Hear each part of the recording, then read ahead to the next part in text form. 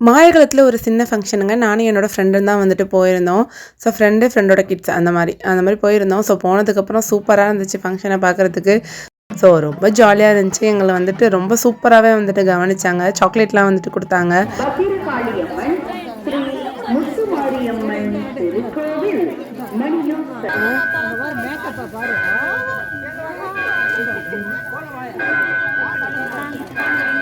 அதுக்கப்புறம் பந்திக்கு கூப்பிட்டாங்க. வாங்க உங்களுக்கு வந்துட்டு தனியா சேர் போடுறோம் அப்படின்னு சொல்லிட்டு தனியா சேர் போட்டாங்க. தனியா சேர் போட்டது வந்துட்டு இவங்க ரொம்ப கூட்டமா இருந்துச்சு அந்த சைடு. அதனால வாங்க உங்களுக்கு தனியா சேர் போடுறோம் அப்படின்னு சொல்லிட்டு சேர் போட்டு வாழையெல்லாம் விரிச்சு வச்சுட்டாங்க. ஸோ சாப்பாடு வந்துட்டு பார்த்தீங்கன்னா, ஃபர்ஸ்ட் வந்துட்டு கறியானது தான் கொண்டுட்டு வந்து வச்சாங்க.